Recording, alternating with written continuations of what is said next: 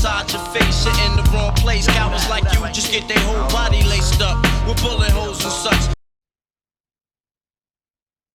Hello. Welcome back to yet another college football video. We got the what week is this? Week 9?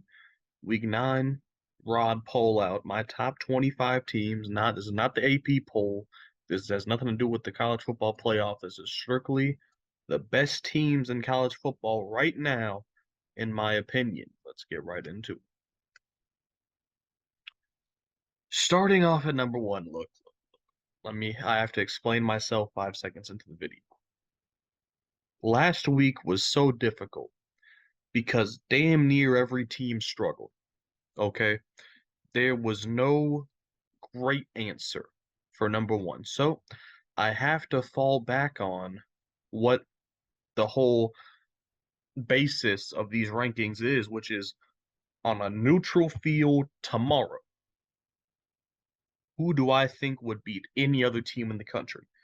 And the best answer I got for that is Washington still. Even though, let's get into the game now, they struggled mightily against Arizona State. I mean, look, they needed Washington's defense just saved their season because Michael Penix and that Washington offense, albeit without Nate McMillan still, so they're still not at 100%.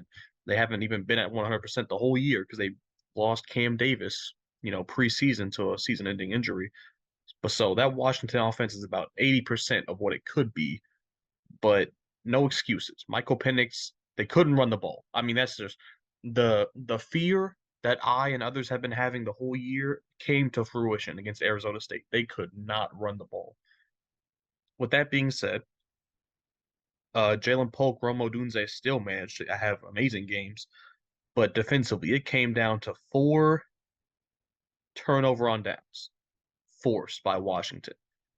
4 turnover on downs, all 4th and shorts, I believe, including the massive pick 6, which won Washington the game. They couldn't even convert the 2-point conversion on that. So, I mean, 3 field goals and the pick 6, and Washington escapes with a win versus Arizona State. Arizona State, by the way, has had Washington's number the past couple years. So I am more inclined to believe that this is just one of those games where it's a far better team, but they just struggle against them for whatever reason. So I think it's going to be relatively smooth sailing for Washington from here on out, but obviously cannot excuse that laughable performance.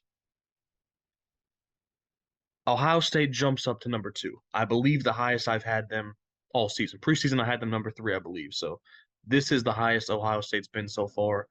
Obviously, from that Indiana game week 1, it really tainted my view of them. But since then, they've just been climbing and climbing and climbing. And the climax this weekend with a win over a very good, well, what I thought was a very, very good Penn State team. I had Ohio State at 4, Penn State at 5.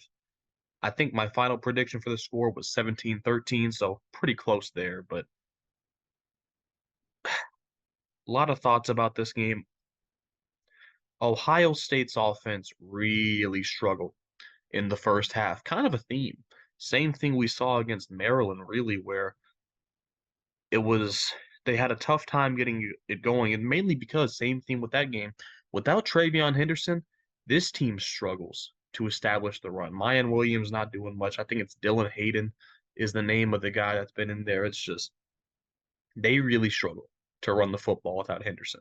And I'll admit, Ohio State's offense didn't look good, but they were missing Henderson and they were missing Emeka Egbuka. So obviously have to account for that. But nonetheless, Marvin Harrison could not be stopped. And they were trying hard. They were trying very hard to slow Marvin Harrison down, but it didn't matter. They had one of the best corners in the country, Kalen King on them nearly all game. Didn't matter.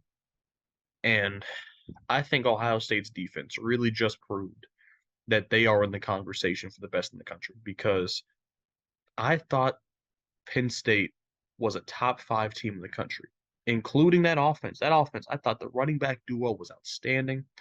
I thought the wide receiver core was coming into its own. I think Drew Aller had looked very good, inarguably, the first 6 games of the season. So going into the game, I thought Penn State had a great chance, but Ohio State's defense, they were They were relentless. They didn't give up anything until garbage time, really, when Penn State's managed to score a touchdown. Yippee.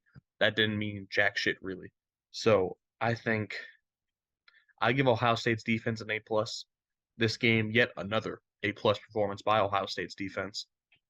And just a great win over a very, very highly touted team to just suffocate them like they did. Ohio State, I mean, they have a strong case for number one, in my opinion. A strong, strong case.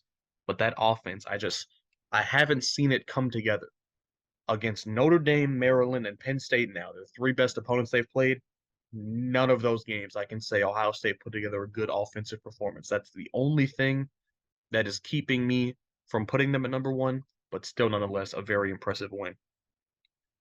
Georgia at 3, they had the bye week. And keep in mind, only reason they moved down is because Brock Bowers is not there. Okay, so if he was there, certainly I would be saying they're the best team in the country, favored against anybody else. But without Brock Bowers, that greatly changes the dynamic. And I'm excited to see how they look against Florida, their first full game without him. How many changes do you make to the offense without Brock Bowers? With that being said, Carson Beck's been very good.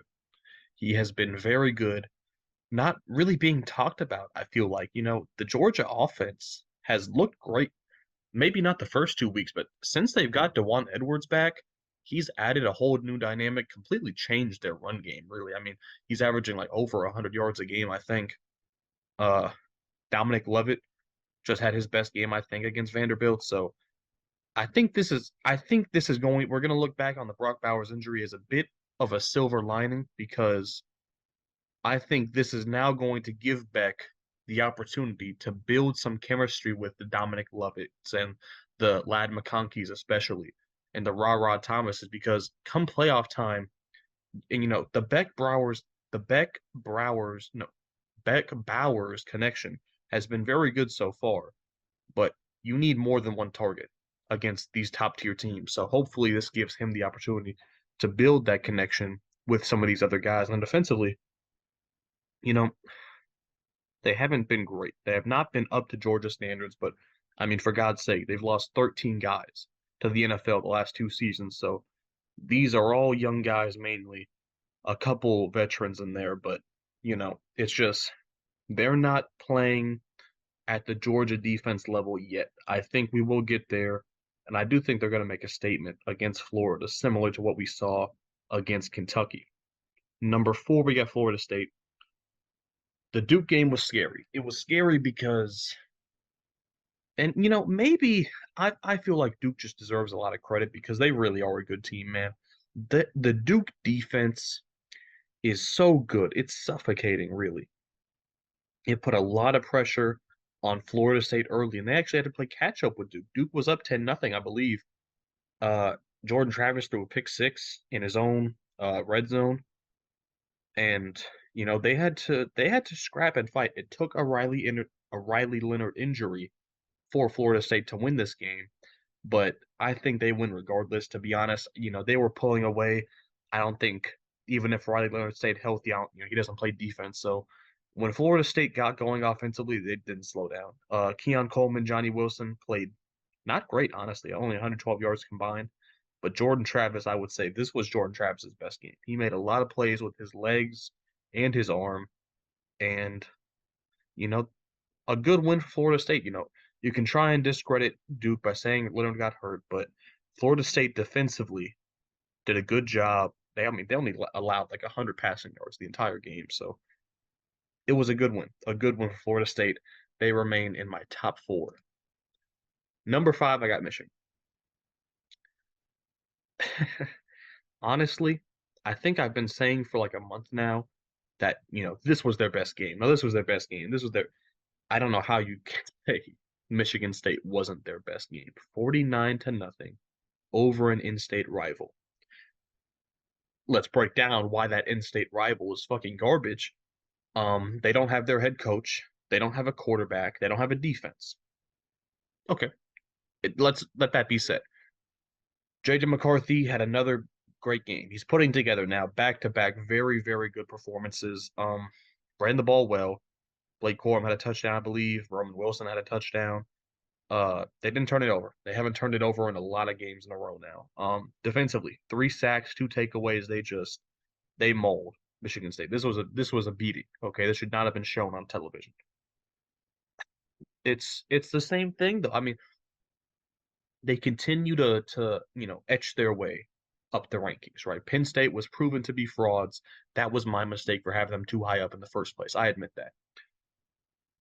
Michigan, it's just you can beat all these bad teams by however many points you want. In my rankings, until you beat somebody at least good caliber, I can't change my opinion of because what about this game is any different than what they did versus Nebraska or versus Minnesota? You know what I'm saying? Or versus Rutgers. You know what I'm saying?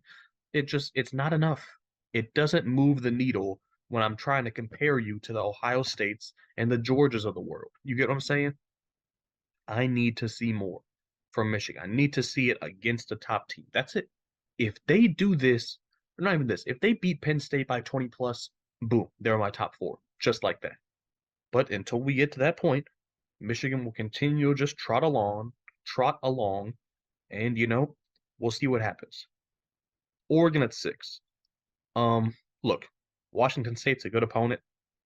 Cameron Ward played a very, very good game, but Oregon was in complete control the whole time. Bo Nix, it's kind of scary how similar his stat lines are from game to game. He's just gotten so consistent. He's going to put up around 300 yards and give you 3 and 4 touchdowns. That's just what he does at this point.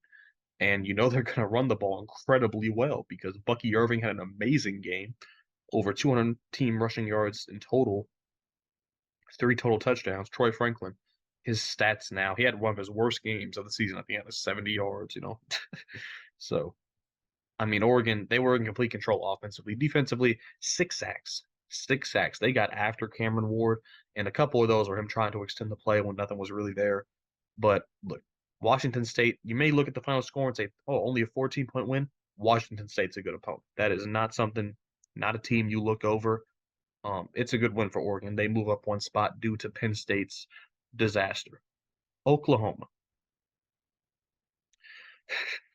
You may wonder how the hell does Oklahoma move up 2 spots, considering that they needed a failed 2-point conversion to beat UCF. Well, because the teams above them goofed up even harder. A win is a win, even though it was a horrible. Dillon Gabriel did not look as good as the stats say. 275 yards, 3 touchdowns, had a pick. They ran the ball well, but only 4.1 yards per carry. The story with Oklahoma. Nick Anderson was the guy this game. It feels like every week, is it Andrew Anthony? Is it Jaleel Farouk? Well, this game it was Nick Anderson. 5 catches for 105 yards and a touchdown. 3 sacks, no takeaways. It was, Oklahoma's defense has been the strength of this team, but against UCF, they just had their number. For whatever reason, they were able to run the ball incredibly well. And, it was a nail biter. Oklahoma, they squeaked out a win versus UCF. Does that raise concerns in the back of my mind? Surely. Because, they still got to play Kansas. They haven't played TCU or Kansas State yet. They haven't played Oklahoma State yet. You cannot, if you're Oklahoma, just coast your way to the Big 12 championship. If you struggle like this against UCF, watch out, because you still got some Big 12 opponents that are a lot better than UCF. So while it does raise concerns, I'm not going to drop them because of a win. So keep your eyes on Oklahoma. We'll see if some of the issues against UCF continue to rear their head. Alabama, all the way up to number 8. I'll be honest. After the loss to Texas, they were 1-1. And I think I said that they have a 7-game stretch coming up where they were going to lose, I believe, 2 games in that stretch. We're 6 out of 7 through that stretch. They haven't lost, and I got to give it up to that. That is impressive. I was wrong about that. With that being said, they had to scrap and claw their way to a victory against Tennessee and a not great Tennessee team.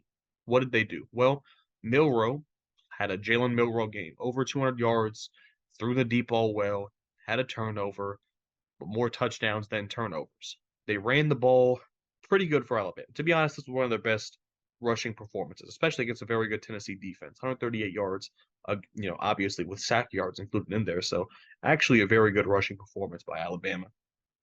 But yet again, I think I think it's been seven at least I think it's been 7 straight games. At least 7 straight games of at least 4 sacks allowed. Alabama's offensive line, I say it every week, they suck. They really do. They cannot protect Jalen Milroe enough.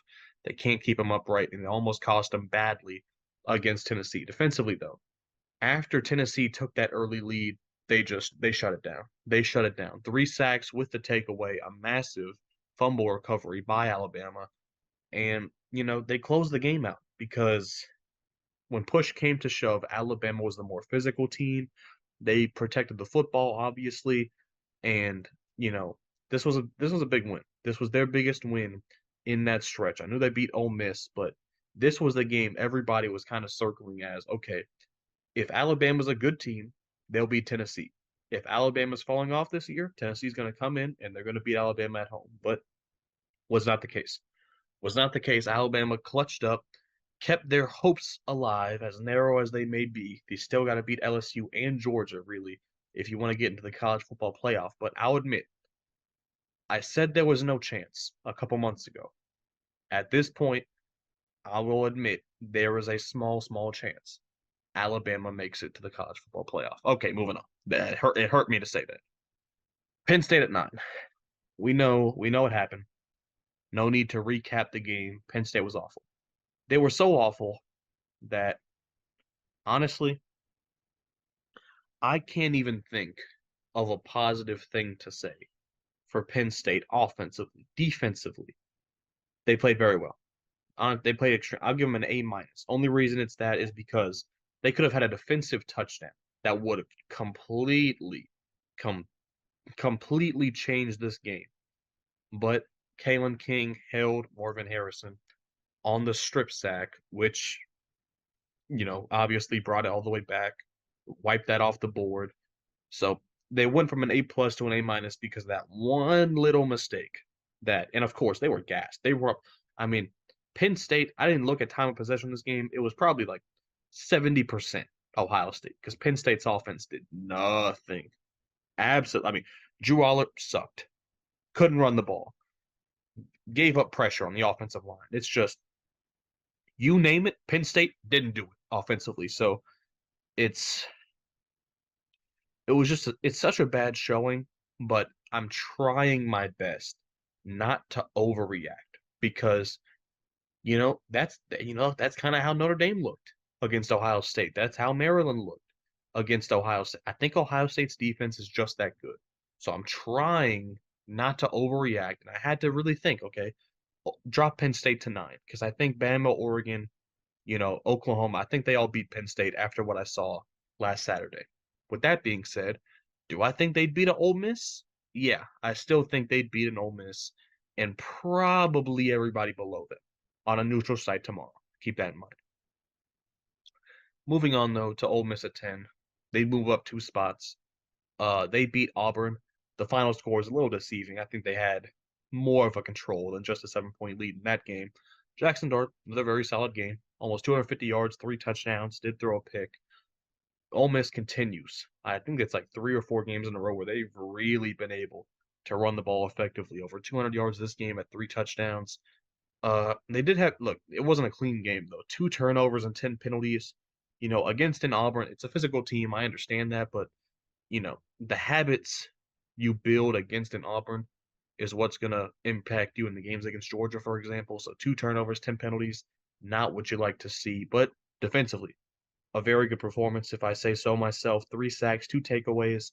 Auburn scored in garbage time, I believe. So, they were shut down for a large majority of this game was the Ole Miss defense. So, a good game from them. They move up 2 spots. I think it's their first time now. Ole Miss's first time in the top 10 for me. And, it's going to be a difficult path. I mean, what do they need? I mean, if LSU beats Bama, then I think Ole Miss, LSU, and Bama will all have one conference loss. Ole Miss is going to have to beat Georgia, win out. So I don't know how they make the SEC championship game, but anything can happen. So we'll see. LSU at 11. Um, well, you see the score there versus Army. I mean, Jaden Daniels was flawless. They ran the ball incredibly well. Look at this fucking stat line from Malik Neighbors and Brian Thomas. Only 7 catches, but not 17 catches, not 20 catches, 7 catches for 243 yards and 4 touchdowns. Are you kidding me? That is a ridiculous stat line. Malik Neighbors and Brian Thomas are easily the best receiving duo in college football right now. They're lighting it up every other week, and they did very, very bad things to Army. Respect the troops, guys. Come on now. Defensively, they had 4 takeaways. I mean, this was a mauling. So it's what you're supposed to do against an Army, but I think they even went one step above that. LSU does not respect the armed forces. Let's put it that way. So a great performance from them. They move up 2 spots. They're at 11 for me. 1 spot ahead of Missouri, who moves up 3 spots over after a very, very good win over South Carolina. Brady Cook, good performance using his arms and his legs to get 262 yards, 2 touchdowns, not turn it over. Ran the ball incredibly well, mainly with Cody Schrader. Over 200 rushing yards, 3 touchdowns. Luther Burden, solid game. Good bounce back after his not so great game against Kentucky. He had 4 catches for 90 yards and incredible touchdowns over 2 South Carolina defenders. Defensively, 6 sacks. We know South Carolina's offensive line sucks, so Missouri taking good advantage of that.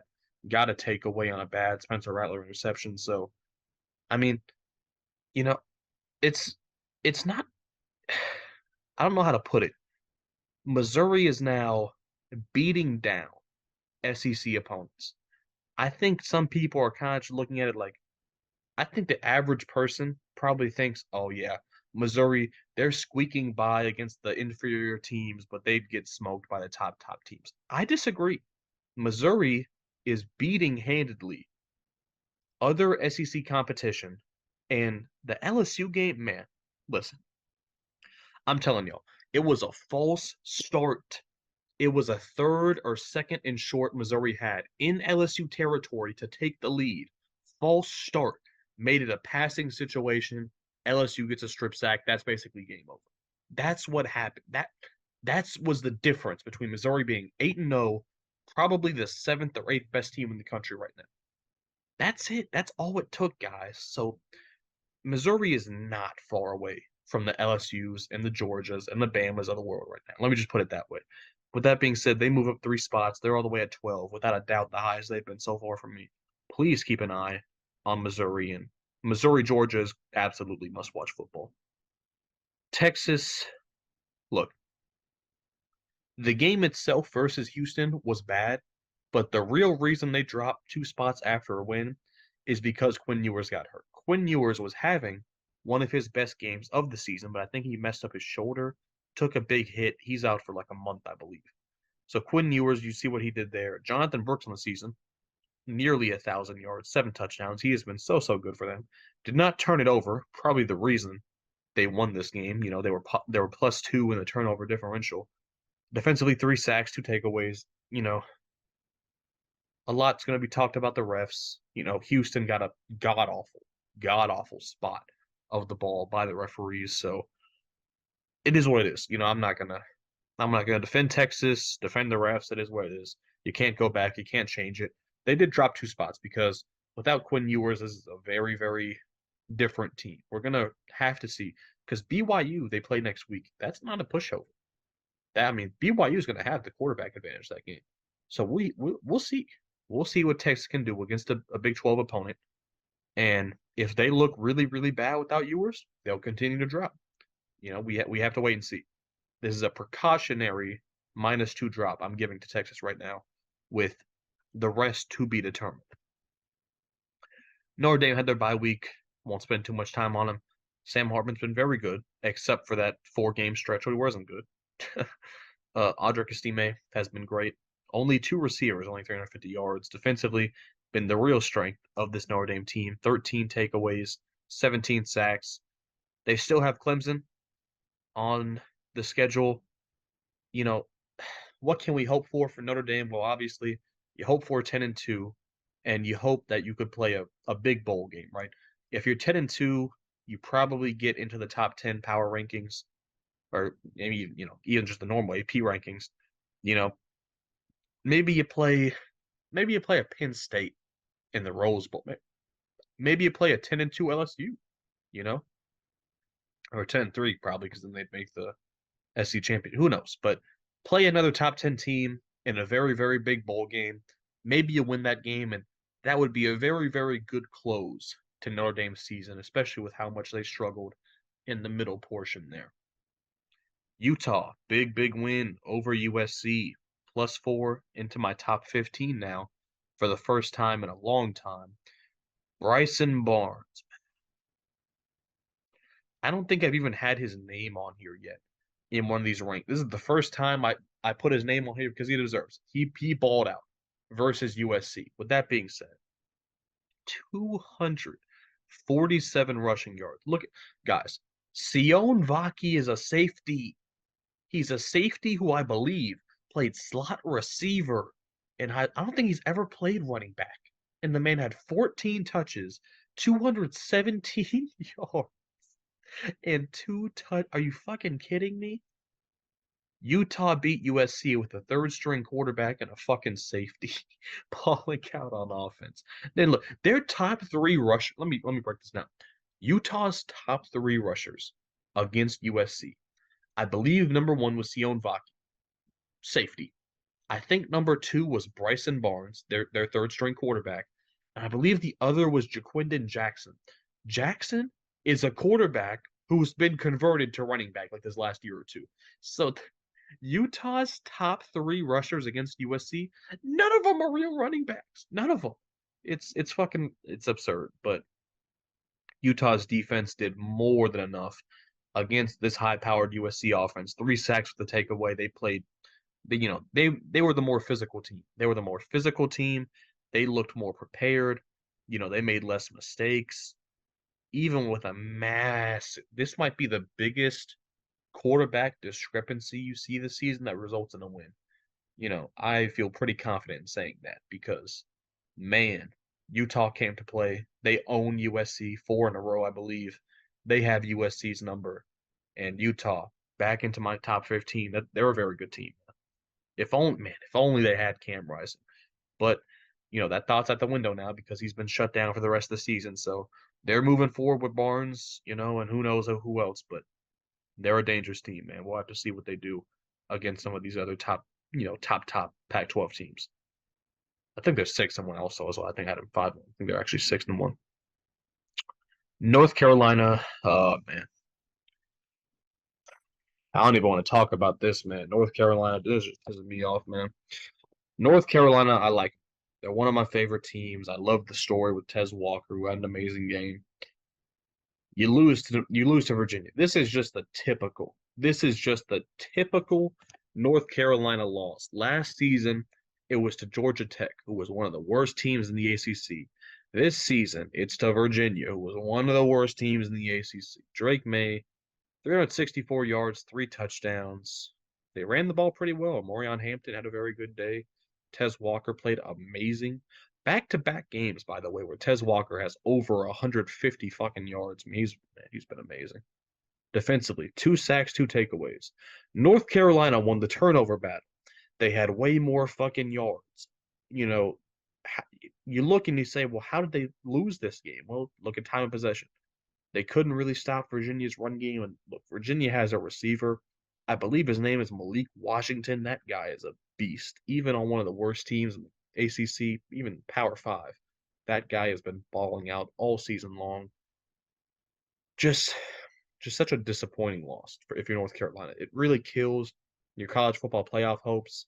You still have a great chance to make it to the ACC championship game, but man, there was real hype, at least in my mind, around North Carolina. You just hope that they were able to put these type of losses behind them, but I guess that's just who they are, man. Just such a letdown performance by them. 17, I got Tennessee at 17. It's so difficult, man. And maybe you look and you say I'm underrating a team like Oregon State, but keep in mind with this what this ranking is. It's really just who I think the best teams in the country are. If they played each other, I still got Tennessee above any team below them here because, look, I expect them to lose to Alabama. I expected them to lose that game. I expect any of these teams here to also lose to Alabama. So it's not a surprise. It's not like Tennessee had a disappointing loss. It's just they look, and the fact that they were able to take a 13-0 lead shows me that they can compete with those teams. It's not like they just got completely outclassed. It's just when things got bad, they couldn't pull themselves up out of it. They weren't able to run the ball like they typically are, right? Tennessee is averaging well over 200 rushing yards a game. Well, against Bama, you had well under that. Only 3.5 yards per carry, no rushing touchdowns. I'll say this: Joe Milton picked a great time to play his best game of the season. Over 300 yards, his first time all season doing that. 2 touchdowns, no interceptions. Squirrel White, Squirrel White stepped up over 100 yards. Ramel Keaton had 70 plus. So Tennessee offensively played well. It just couldn't finish enough drives and touchdowns. And then defensively, 4 sacks, 2 takeaways, but still, 14 points does not really do Tennessee justice in how close this game was, but they couldn't get it going really at all in the second half. That's when Alabama really pulled away. And Tennessee, it's a bad loss, but I'll still give them a longer leash and saying we'll have to wait and see what happens. Oregon State bye week, they dropped 2 games for me. Just some other teams had some really, really good performances, notably Utah. You can take a look at I didn't put DJU's total stats up. I think it was like nearly 2,000 yards, 15 touchdowns, something like that. Defensively, inconsistent, but overall pretty good. When they're playing well, they're very good. This is a running team. Damian Martinez, very good so far. Yeah, Oregon State. This is the biggest team I think where it's a discrepancy of where they're ranked the AP. I think they're ranked 11th or 12th in the AP poll. 18th for me. It's just at the end of the day, I don't trust DJU still. He's had some good games. He's had some really bad games. And defensively, say the same thing. What about the Cal game? Nobody talks about the Cal game. They go up like 30 plus to Cal. Washington State picked them apart. So they've played multiple bad games defensively. So it's just they're an inconsistent team. I don't like that. I like teams that show me something and show it to me often. Oregon State, they're just not one of those teams. So I don't have a lot of faith in Oregon State. Tulane at 19. Close win over North Texas. Michael Pratt over 4 touchdowns, over 250 yards. They ran the ball incredibly well. I think it's Makai Hughes is their number one. He has been on a tear lately. Over 200 rushing yards as a team. 2 receivers over 50 yards. And defensively did just enough to beat North Texas. Look, as long as Tulane continues to win, their only loss, keep in mind, Tulane's only loss was against an Ole Miss team when they didn't have Michael Pratt. Okay, so they're 6-0 with Michael Pratt. I think it's actually 5-0. I think he missed another game that they won. But I gotta see Tulane lose with Pratt first. Because going back to last season, I think they've only lost 1 game with Pratt. Okay?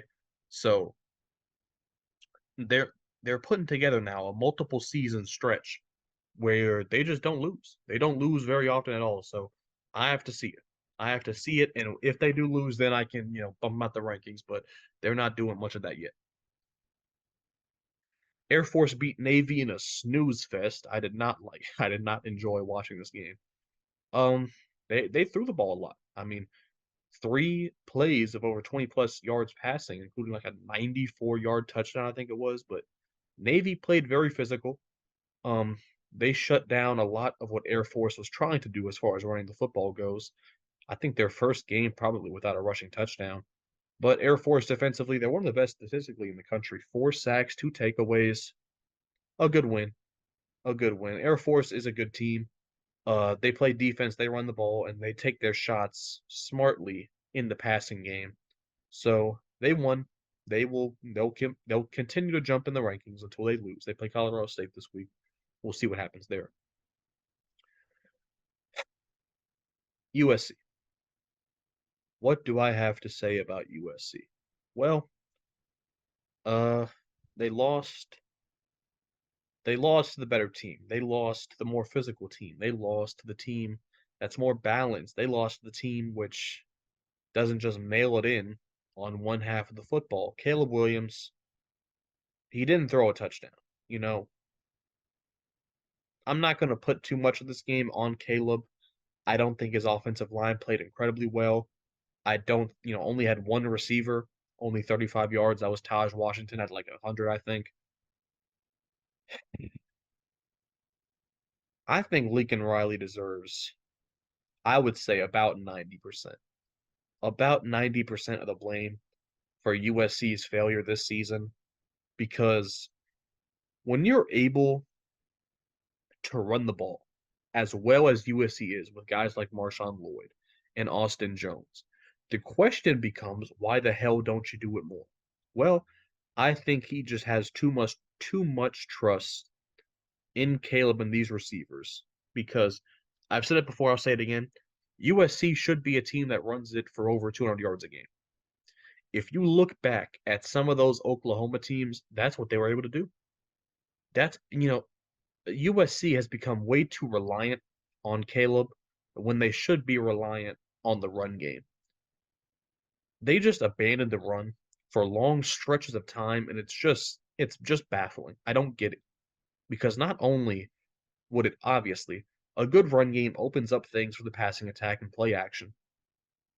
It keeps your defense on the bench, keeps them rested for longer periods of time, and it gives the other team less possessions. The more time you run out, the less possessions the other team has, and maybe Bryson Barnes doesn't have 4 fucking touchdowns. But obviously the defense, I mean, what is it, 4 straight games of over 30 points allowed defensively? It's worse than last season. Last season was bad, and there's just no excuse this year because not only did you have more talent come in through the transfer portal, you had the younger guys get a year more of experience. It's just no excuses for how the defense is still so awful. So you know, I'm not gonna drop them out the rankings entirely because their offense is so good. Okay. I can't say USC is gonna lose to a Duke or something like that. You get what I'm saying? But hell, I think they lose to an Air Force because I think they'd give up 300 rushing yards or something. So it's it's it's a sad situation in if you're a USC fan, but for the rest of us, it's very fun to see. So that's all I'll say about USC. Duke at 22 after their loss. I only dropped in 2 spots. Again, Riley Leonard getting hurt. I'm not going to spend much time on it. I talked about the game when I was talking about FSU. It's Duke can't throw the football without a healthy Riley Leonard. They tried to run the ball. They did pretty well. I mean, nearly 200 yards against Florida State. That should not be looked over. But 4 for 14 on 3rd and 4th down, you're just not going to beat a top team like that. Defensively, they were gassed in the second half. It was just possession after possession for Florida State, long possessions where Duke was not doing much offensively. So sucks to see. Sucks to see. Duke gave it their all, but they just, without a healthy Riley Leonard, they just can't win these games, point blank.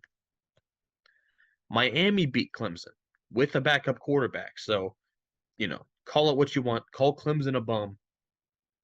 It's an impressive win. Over 200 rushing yards on Clemson. That's the impressive thing. Over 5.5 yards per carry, 2 touchdowns, 10 for 20 on 3rd and 4th down with a backup quarterback. These are impressive stats here. Defensively too, they got after it. They got after it against Clemson. 5 sacks, 3 takeaways. It took 2 overtimes to do it, but look, I will not call Clemson just a whatever win. Okay, Miami showed up, they showed out with a backup quarterback, and they lost back-to-back games, right? But they pulled themselves up out of it, and they rebounded.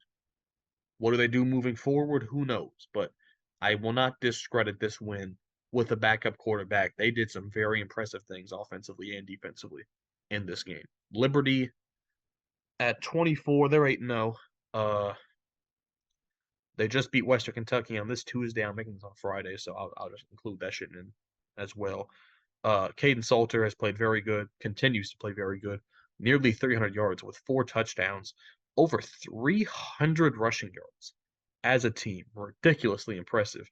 6 yards per carry as well, 3 touchdowns, 3 for 3 on 4th down, which I thought was impressive. Defensively, Western Kentucky, not an easy team to stop, holding them to under 30 points. They got a sack, got a takeaway. You know, Liberty, how serious do you take them? It's difficult. Conference USA, they don't have a big win yet this season. I think what's their ceiling? Well, let's say they go 12-0. Let's say they win their conference championship 13-0. Do they have a chance at the college football playoff? I'd say no. There's just too many top teams this season. Could they get in the top 15? I think so. I mean, as these other teams continue to lose, I'd have an undefeated Liberty over, let's say, a 3-loss LSU.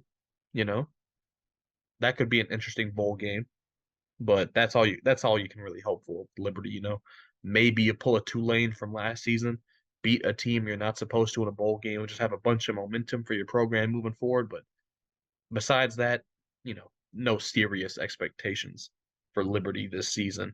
James Madison, though, with a win over Marshall. Marshall, not a bad team by any means. They started off 3 or 4-0, I believe.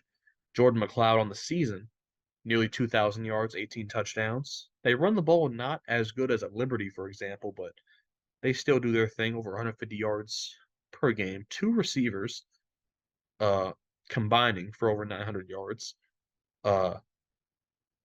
James Madison, they get after it defensively. 34 sacks. They have a player, I believe with 13 sacks by himself. So James Madison's pass rush is to be feared, as well as 13 takeaways on the season. So, James Madison, they're not eligible for a bowl game for whatever reason. I don't know why. I think it's some type of, disciplinary action from the past, which I think is stupid. But James Madison sneaking into the rankings for the first time at 7-0. We'll see if they can go undefeated and how long they can maintain that. That's going to be it for this video, though. That was exhausting. I did not expect to go in-depth on every team like that, but leave a like if you enjoyed. That'll be it for this video. I'll be back with another ranking shortly after this weekend, and I'll see you on the next one. Peace. It's out the motherfucking back. Right out the niggas don't know how to act.